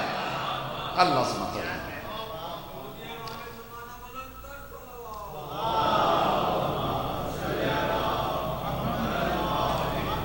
مجھے یہی سے مسائل کی طرف بڑھنا ہے، لیکن ایک جملہ ضروری ہو گیا یہاں کہنا، یہ یاد رکھیے گا، اس غلط فہمی میں نہ رہیے گا کہ آپ نے مرنے والے کو قرآن بھیجا، اسے ثواب چلا گیا، آپ کو نہیں ہوا۔ آپ نے مرنے والے کے لیے فاتحہ پڑھی، اس تک چلی گئی، آپ کو نہیں ہوئی، اس کا ثواب نہیں ملا۔ آپ نے مرنے والے کے لیے کوئی نیکی کی، اس تک چلی، ایسی غلط فہمی میں نہ رہیے گا، اس لیے کہ ہمارا وسیلہ اتنا بڑا ہے کہ جس کا کمال یہ ہے کہ وہ آنے والے کو کبھی خالی ہاتھ جانے ہی نہیں دیتا ہے۔ وہ کہتا ہے جو لے کے آئے ہو ابھی تم سند قبولیت کے ساتھ نہیں لائے ہو، ہم تمہیں سند قبولیت بھی دے کے بھیجتے ہیں، اور جو مرنے والے کے لیے لائے ہو اس سے بہتر انداز میں اس تک پہنچا دیا جائے گا۔ صلوات ذرا محمد والے محمد پڑھ دیجیے۔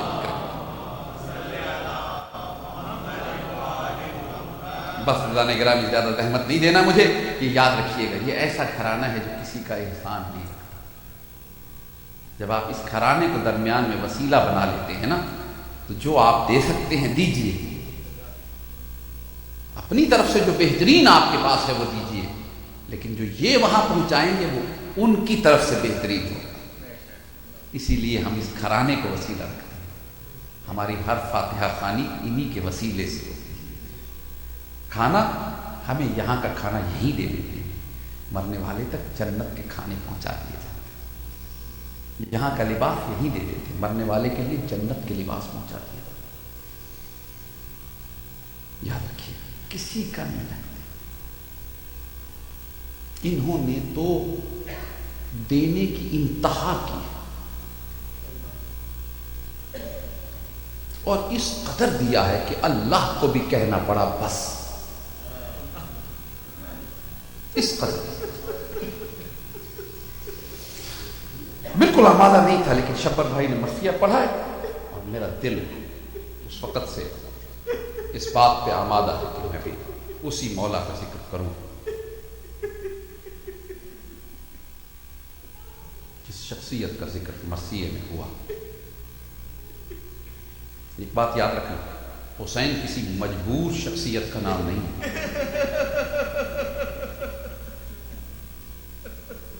مولا مجھے توفیق دے میں پڑھ سکوں۔ حسین مظلوم ہے، مجبور نہیں ہے، پابند ہے تو مشیت پروردگار کا، اختیار میں کمی نہیں ہے حسین کی. اور یاد رکھیے گا کربلا کسی ابن زیاد کی فوج کی کثرت کا نتیجہ نہیں ہے، یہ حسین کی پلاننگ اور مشیت کا انداز ہے. اس لیے کہ جانتے ہیں دین بچانے کے لیے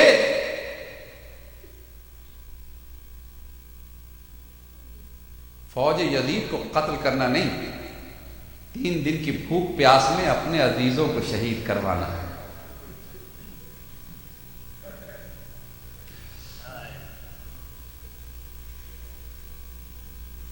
امام حسین علیہ السلام کے پاس 4 ایسے شیر تھے کہ اگر ایک کو بھی اذن وغا دے دیتے، ایک کو بھی، تو آج کا کربلا کا کچھ اور ہی چہرہ ہو. 4 شیر تھے. میں اپنی گفتگو کے لحاظ سے مقصد تک پہنچنے کے لحاظ سے ترتیب رکھوں گا. پہلا شیر وہ ہے جو صفین میں جب حملہ کرتا ہے نا تو دنیا حیران ہو کے کہتی ہے علی ہے کہ علی کا بیٹا ہے، نام ہے اس کا محمد حنفیہ.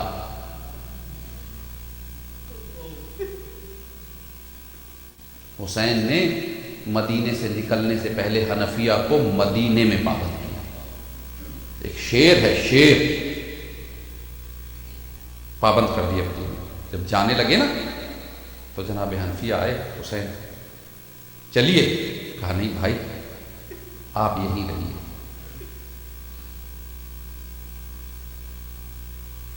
علی کا بیٹا ہے. یہ جو غلط فہمیاں کچھ لوگوں کی ذہنوں میں ہے، یہ کبھی وقت ہوا نکال دوں گا انشاءاللہ. ایسی کوئی بات نہیں ہے جو بعض لوگ بیان کر دیتے ہیں. علی کا بیٹا ہے. اطاعت امام کو اس سے بہتر کون جانتا ہے. گردن جھکا کے کہا مولا کیا میں آپ کے ساتھ جانے کے لائق نہیں؟ کہا بھائی حنفیہ آپ کیسے جا سکتے ہیں، پیچھے نانا کا روضہ خالی رہ جائے گا، میری ماں کی قبر پہ چراغ کون جلائے گا، بھائی حسن کی قبر ویران ہو جائے گی، پھر یہ بیویاں ہیں، حرم رسول موجود ہے یہاں پر، ان کی حفاظت کے لیے آپ کو یہاں رہنا. ایک شیر کو مدینے میں پابند کیا. دوسرا شیر، کون نہیں جانتا کہ حسین کے پاس ایک ایسا شیر ہے جس کا نشان آگے رکھ کے آج بھی جھکی ہوئی کمر والا بھی کمر سیدھی کر کے نکلتا ہے. عمر بنی ہاشم.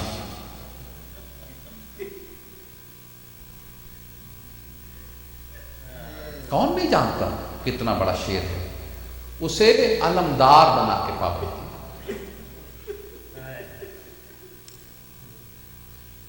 یاد رکھا 4 شیر ہیں، یاد رکھیے گا. اگر حسین، ابھی میں امام حسین کی اپنی شجاعت کی بات نہیں کر رہا ہوں، الناس خود امام کی کمانڈ میں 4 ایسے شیر موجود ہیں، ایک کو اذن دے دے. عباس تم علمدار، بار بار آتے ہیں مولا اب مجھے اجازت دیجیے. عباس کا بھی علمدار بھی جنگ میں جاتے ہیں.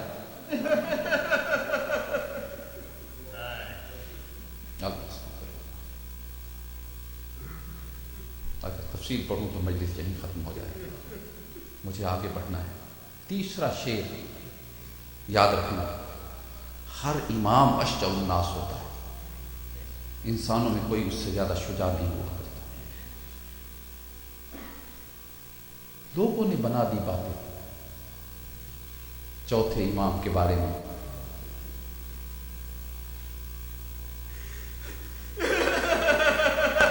امام شجاعت کا پیکر تھے، لیکن پابند تھے. مقتل کے جملے پڑھ رہا ہوں. جب رخصت آخر کے لیے آئے ہیں نا امام حسین علیہ السلام، سجاد اٹھ کے بیٹھے ہیں. بابا کو دیکھا، پہچان نہیں سکے، اس قدر زخمی ہے بابا. پھر ایک مرتبہ حیران ہو کے کہا بابا یہ آپ ہیں؟ بابا یہ آپ ہیں؟ کہا ہاں سجاد، رخصت ہونے آیا ہوں۔ کہا بابا اینا اینا عباس ابن علی، بابا اینا اینا علی الاکبر۔ حسین نے کہا سجاد بیٹا زیادہ سوال نہ کرو، مردوں میں بس تم اور میں دو ہی باقی ہیں۔ جب یہ سنا مقتل کے جملے، جیسے لفظ مقتل میں ویسے پڑھ رہا ہوں، سکون سے پڑھ رہا ہوں تاکہ ذہنوں میں رہ جائیں، تو ایک مرتبہ کچھ ٹٹولا اور اٹھ کے کھڑا ہونا چاہا اور کہا میری تلوار کہاں ہے؟ جناب زینب آگے بڑھی، بیٹا کیا ارادہ ہے؟ کہا پھوپھی اماں ان لئینوں نے میرے بابا کو بے وارث سمجھا ہے،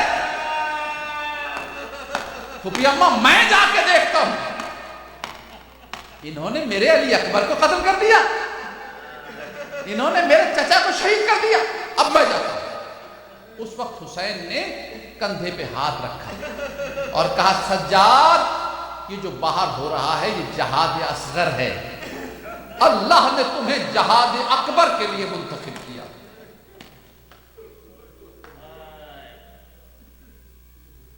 تمہیں جہاد، حیران ہو کے کہا بابا یہ جہاد اکبر کیا ہے؟ کہا بیٹا یہ جو 3 دن کی بھوک پیاس میں شہید ہونا ہے نا یہ جہاد اصغر ہے۔ سجاد تمہیں جہاد اکبر کرنا ہے، تمہیں پھوپھیوں کو، بہنوں کو، ماؤں کو سربراہنا کوفہ اور شام کے بازاروں میں، ابن زیاد اور یزید کے درباروں میں لے کے جاؤ۔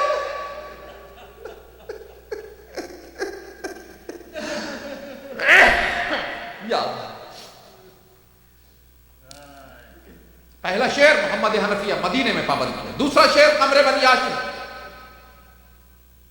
علمدار بنا کے پابند کیا، تیسرا شعر کہا جہاد اکبر کے لیے منتخب کیا ہے، چوتھا شعر جو حسین کے پاس تھا اس کا نام ہے مسلم ابن عقیل، ہو گیا متصل بمرسل۔ کیا کہنا اس کی شجاعت کا جو دشمنوں کے نرغے میں ہتھیار لے کے نہیں بلکہ 2 چھوٹے چھوٹے بیٹے لے کے آئے۔ یا اللہ، محرم ہوتے تو زیادہ تفصیل سے پڑھتا، بس 2 جملے سنے اور میں ختم کروں۔ 18,000 کا مجمع لکھا ہے، جو پیچھے نماز پڑھنی شروع کی ہے تو سلام پھیر کے جو پلٹ کے دیکھا ہے تو اکیلے 2 بیٹے بیٹھے۔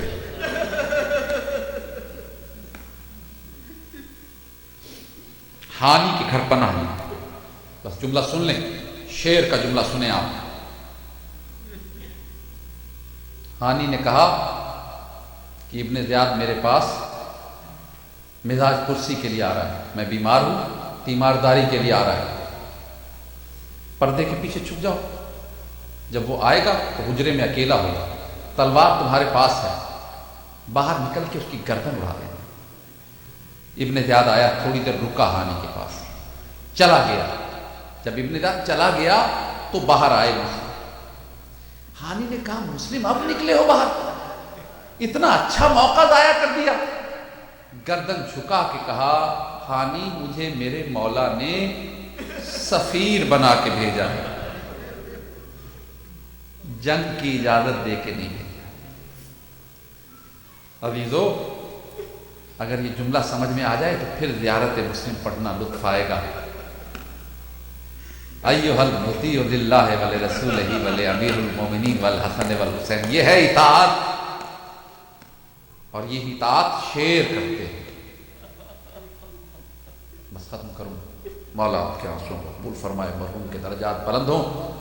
عزیزو 2 بچے ہیں، مسلم اکیلا ان بچوں کے ہاتھ پکڑ کے، پورے شہر میں کرفیو ہے، گلیاں بند ہیں، دروازے بند ہیں، گلی سنسان ہے۔ ایک مرتبہ مسلم نے آ کے قاضی شرح کے دروازے کو کھٹکھٹایا، قاضی نے تھوڑا سا دروازہ کھول کے دیکھا، کہا کون؟ آہستہ سے کہا میں مسلم. قاضی شرعی نے جلدی سے دروازہ بند کیا اور کہا مسلم میرا تم سے کوئی تعلق نہیں، چلے جاؤ. ایک بات یاد رکھنا، شریف کے اوپر کوئی دروازہ بند کر دینا، اس کے لیے دوبارہ اسی دروازے پہ دستک دینا بڑی قیامت ہے. ایک جملہ مجبوری کا سن لو، ایک سرداری کا سن لو. مجبور کتنا تھا میرا مولا، اسی دروازے پہ دوبارہ دستک. قاضی شرعی نے کہا مسلم میں نے کہا میں دروازہ نہیں کھولوں گا، نہ میرا تم سے کوئی تعلق ہے. کہا میں نے سن لیا، تیرا مجھ سے کوئی تعلق نہیں نا، یہ میرے ساتھ 2 چھوٹے چھوٹے بیٹے ہیں، انہیں اندر کر. قاضی شرعی نے دروازہ بند کیا، کہا نہیں کر سکتا اندر، میں نہیں انہیں اپنے پاس رکھ سکتا. تھوڑی دیر گردن جھکا کے کھڑے رہے مسلم. پھر ایک مرتبہ بچوں کو 2 قدم پیچھے کھڑا کیا، خود آگے آ کے تیسری مرتبہ دروازے پہ دستک دی. اللہ کرے یہ بات آپ کے ذہنوں میں رہ جائے، مصلی عبادت پہ یاد کر لینا اس جملے کو. کتنا بڑا مجبور تھا مسلم، جو دروازہ 2 دفعہ مسلم پہ بند ہوا اس پہ تیسری مرتبہ دستک دی اور دستک دے کے کہا قاضی میری بات سن، مجھ سے کوئی تعلق نہیں، کوئی بات نہیں، میرے بچوں کو اپنے گھر نہیں رکھ سکتا نہ رکھ، لیکن اتنا تو کر، ذرا سی دیر کے لیے دروازہ کھول، میں بچے اندر کرتا ہوں، تھوڑی دیر انہیں اندر رکھنا، میں وہ گلی کا موڑ مڑ جاؤں، ان بچوں کو باہر نکال دینا، یہ جانے علی جانے.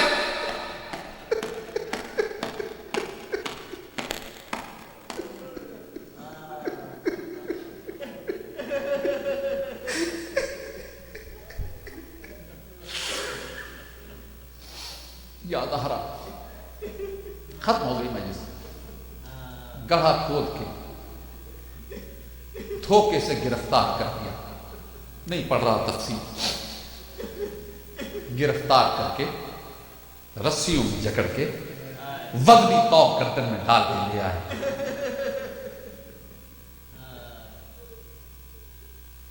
انتہائی زخمی کیفیت ہے، زنجیروں میں جکڑا ہوا ہے، وزنی توق گردن میں ہے، لیکن سینہ تنا، گردن اٹھی ہوئی ہے.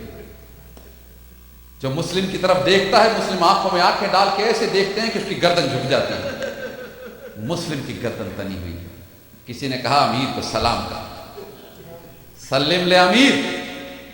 اس سے زیادہ زور سے کہا مالی امیر ان سے والحسین، میرا کوئی امیر نہیں سوائے حسین کے، شرابی کو میں کہاں امیر ہوں. میں جملہ کہنا چاہ رہا ہوں، میں نے ابھی آپ سے کہا وقت کا شیر تھا سجاد. مسلم اس شان سے ابن زیاد کے دربار میں آیا کہ جتنے لوگ بیٹھے تھے نا، مسلم کی تصویر ان کے ذہنوں پہ نقش ہو گئی. 1 مہینے کے بعد اسی دربار میں، جو سمجھتے ہیں نا کہ سجاد بیمار تھا، سجاد کی بیماری سن لو. اسی دربار میں، بس آخری جملہ کہہ رہا ہوں، اسی دربار میں 12 محرم کو ایک اسیروں کا قافلہ لایا گیا، جس میں سجاد کی گردن میں اتنا ہی وزنی توق ڈالا گیا تھا جیسا مسلم نے پہنا تھا، لیکن فرق یہ تھا کہ مسلم کا سینہ تنا ہوا تھا، سجاد کی گردن جھکی ہوئی تھی. دربار کی پچھلی کرسیوں سے ایک جوان اٹھا، آہستہ آہستہ چلتا ہوا سید سجاد کے قریب آیا، آ کے کھڑا ہو گیا، تھوڑی دیر غور سے دیکھتا رہا، پھر دیکھتے رہنے کے بعد کہنے لگا اے جوان، کیا تو بھی بنی ہاشم سے تعلق رکھتا ہے؟ سجاد نے آہستہ سے کہا ہاں میں بھی بنی ہاشم سے تعلق رکھتا ہوں. کہنے لگا میں بڑا حیران ہوں، 1 مہینہ ہوا اسی دربار میں ایک بنی ہاشم کا جوان آیا تھا، ابھی تک اس کی تصویر میری آنکھوں میں اسی طرح بنی ہوئی ہے. ارے جب وہ آیا تھا تیری طرح وہ بھی زخمی تھا، اسے بھی ہتھکڑیوں بیڑیوں میں جکڑا ہوا تھا، اسے بھی زنجیروں سے جکڑا گیا تھا، اس کی گردن میں بھی ایسا ہی وزنی طوق تھا، لیکن اس کا سینہ تنا ہوا تھا، اس کی گردن اٹھی ہوئی تھی. تو کیسا بنی ہاشم کا جوان ہے، تیری گردن اس طوق نے جھکا دی ہے. ایک مرتبہ سجاد نے کہا شخص تو نے انصاف نہیں کیا، یاد کر جس کا ذکر کر رہا ہے میرا چچا تھا، جس کا نام مسلم ابن عقیل تھا. یاد کر جب وہ دربار میں آیا تھا، اکیلا آیا تھا. ارے میں جب گردن اٹھانا چاہتا ہوں، علی نبی کی بیٹیاں میری ناصر سجاد کی غیرت.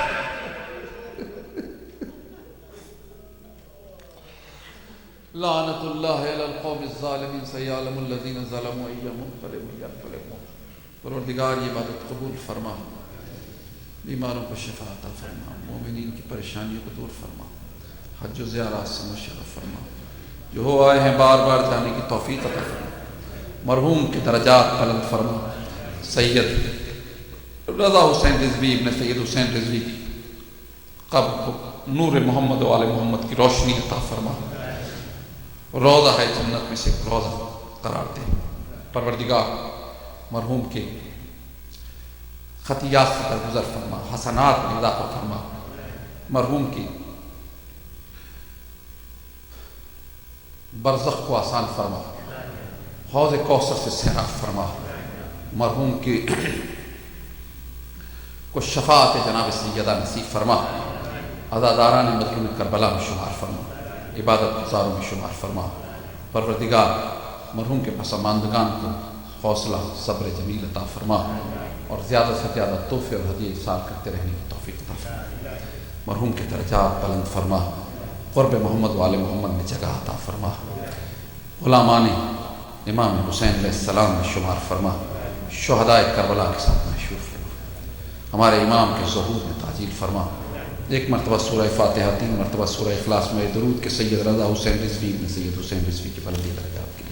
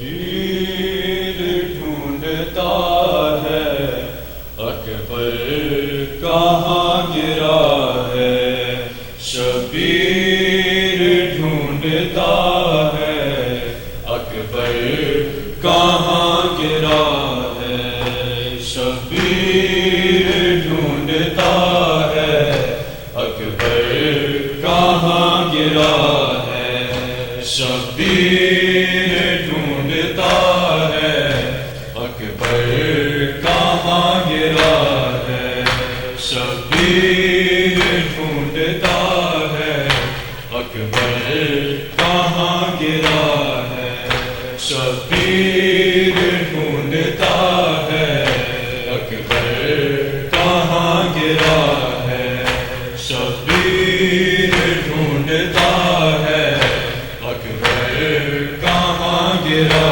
ہے، شبیر ڈھونڈتا ہے اکبر کہاں گرا ہے، بیٹے کے قاتلوں سے یہ باپ پوچھتا ہے اکبر کہاں گرا ہے، شبیر ڈھونڈتا ہے اکبر کہاں گرا ہے، شبیر ڈھونڈتا ہے اکبر کہاں گرا ہے، بیٹے کے قاتلوں سے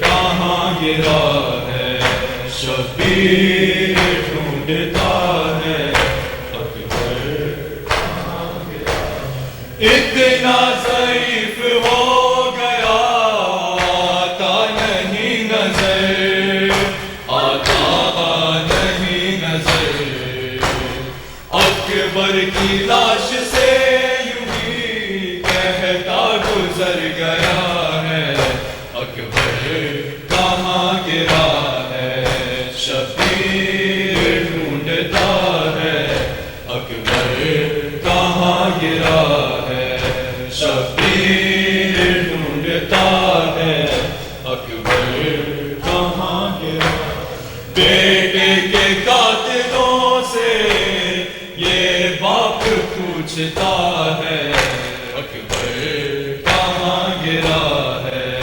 شبیر ڈھونڈتا ہے اکبر کہاں گرا ہے شبیر ڈھونڈتا ہے اکبر کہاں گرا غم آ گیا کمر میں جاتا نہیں چلا جاتا نہیں چلا بازو کے بل چلا ہونٹوں پہ یہ صدا ہے اکبر کہاں گرا ہے شبیر ڈھونڈتا ہے اکبر کہاں گرا ہے شبیر ڈھونڈتا ہے اکبر کہاں گرا اٹھنے کی کوششوں میں جاموں کے بل گرا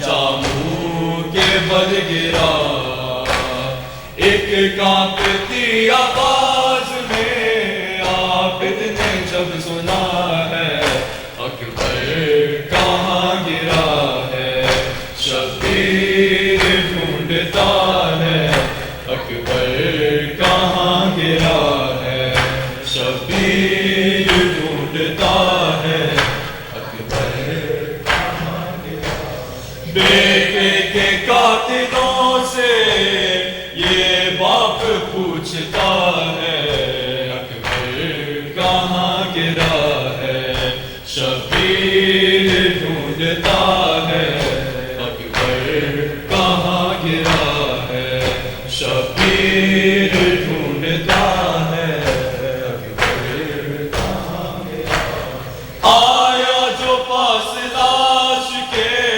آتا نہیں یقین آتا نہیں یقین برچی پہ ہاتھ ہے مگر شبیر سوچتا ہے اکبر کہاں گرا ہے شبیر ڈھونڈتا ہے اکبر کہاں گرا ہے شبیر ڈھونڈتا ہے اکبر کہاں گرا بیٹے کے قاتلوں سے یہ باپ پوچھتا ہے اکبر کہاں گرا ہے شبیر ڈھونڈتا ہے اکبر کہاں گرا ہے شبیر ڈھونڈتا ہے اکبر کہاں گرا ہے شبیر ڈھونڈتا ہے اکبر کہاں گرا ہے شبیر ڈھونڈتا ہے کہاں گرا غم حسین نہ ہو کم خدا کرے دل سے غم حسین نہ ہو کم خدا کرے دل سے